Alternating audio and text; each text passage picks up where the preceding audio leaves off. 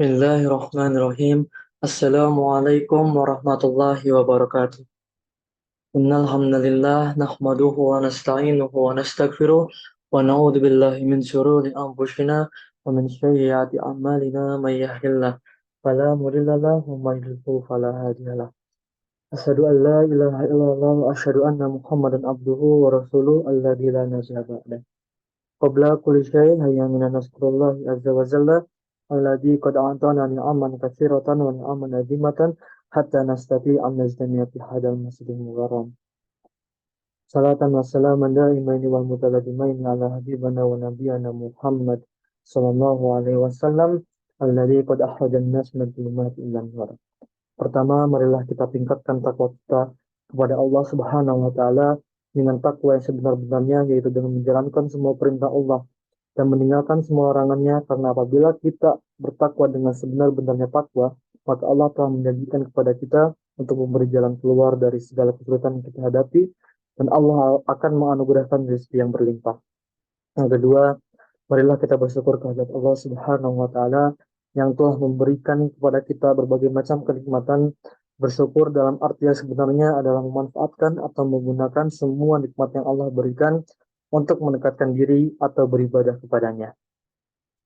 Sebagai muslim yang berhaluan ahlus sunnah wal jamaah, kita seharusnya menjadi pelopor dan penengah sunnah-sunnah Rasul, serta melestarikan amalan-amalan para ulama salaf.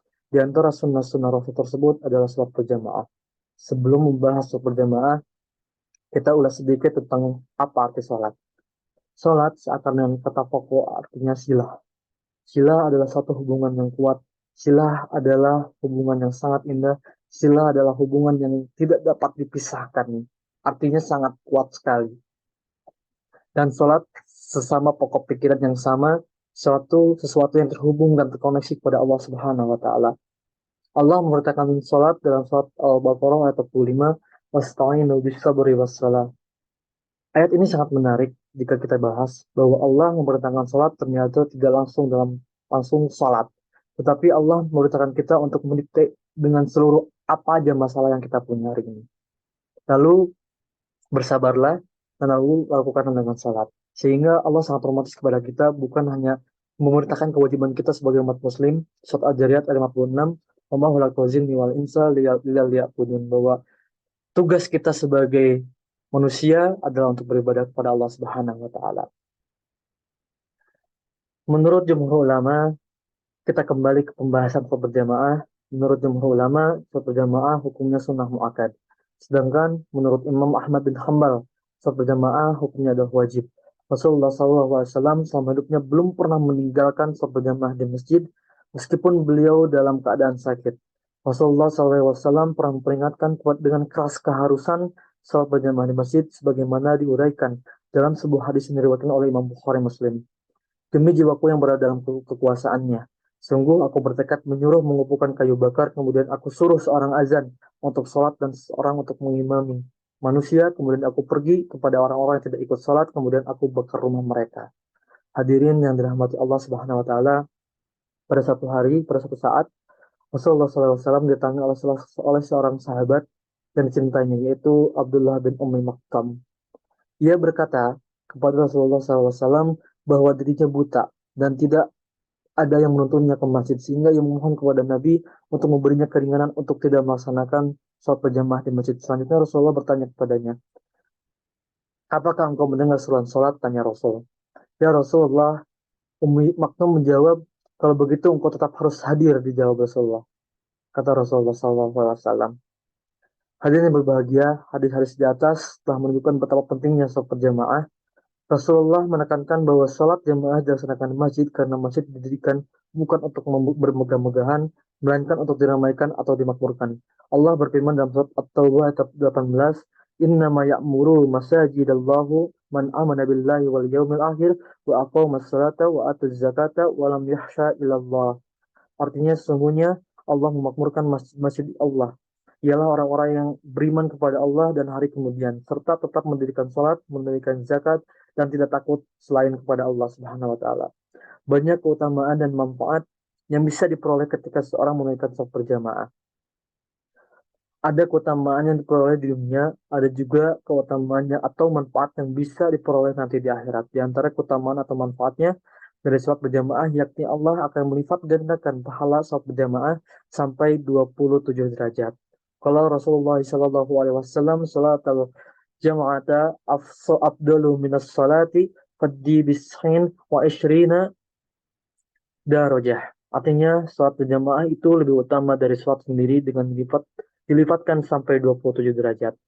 Hadirin yang sangat berbahagia, selanjutnya manfaat-manfaat berjamaah yaitu menjauhkan diri dari sifat munafik. Karena di antara sifat munafik adalah ada bermalas-malasan dalam sholat. Hal ini tertera dalam surat An-Nisa ayat 142. Dalam sebuah hadis Nabi tersebut, atau dalam sebuah hadis Nabi bersabda, tidaklah ada sholat yang lebih berat bagi orang-orang munafik melebihi sholat subuh dan sholat isya. Dan seandainya mereka mengetahui pahala dan pada keduanya, niscaya mereka akan datang berjamaah meskipun dengan berangkat muttafaqun alaih. Hadirin yang berbahagia, manfaat selanjutnya yaitu menjadi sebab diampuninya dosa oleh Allah Subhanahu wa taala.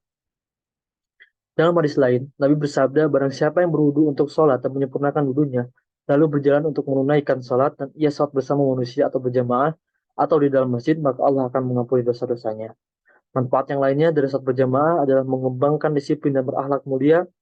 Sholat berjamaah mengajarkan disiplin seorang makmum senantiasa mengikuti gerakan imam dan berada di belakang imam. Hal ini tentu membiasakan melatih kedisiplinan dalam kehidupan seseorang, menghilangkan ego, perbedaan, dan dengan penuh kerendahan hati patuh dan taat pada pemimpinnya yaitu imam. Hadirin yang berbahagia, manfaat yang terakhir dari sholat berjamaah adalah tumbuhnya persaudaraan, kasih sayang, dan persamaan.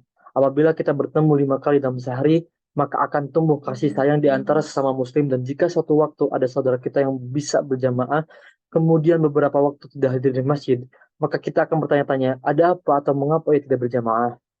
Seandainya jawaban yang didapat bahwa beliau itu sakit, maka kita akan bergegas menjenguk dan mendoakannya. Inilah khutbah singkat yang telah disampaikan. Semoga kita semua menjadi hamba yang senantiasa selalu mendatangi masjid untuk menunaikan sholat berjamaah. Dan semoga Allah Subhanahu wa Ta'ala telah selalu memberikan kekuatan kepada umat Islam untuk selalu bersatu dalam keadaan berjamaah. Barakallahu fihi wa lakum.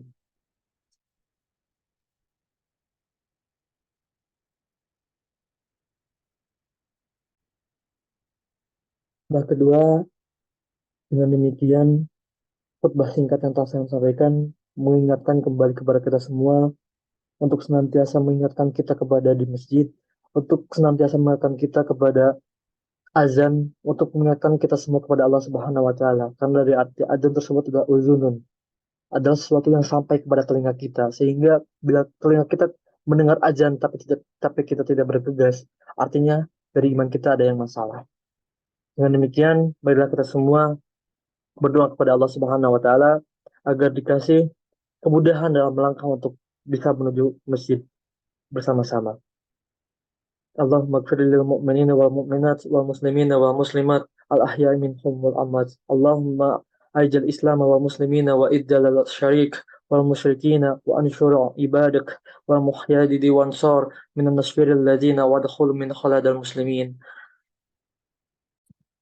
اللهم اغفر لي للمسلمين والمسلمات والمؤمنين والمؤمنات الأحياء منهم والأموات إنك سميع إنك إنك سميع قريب مجيب دعوة.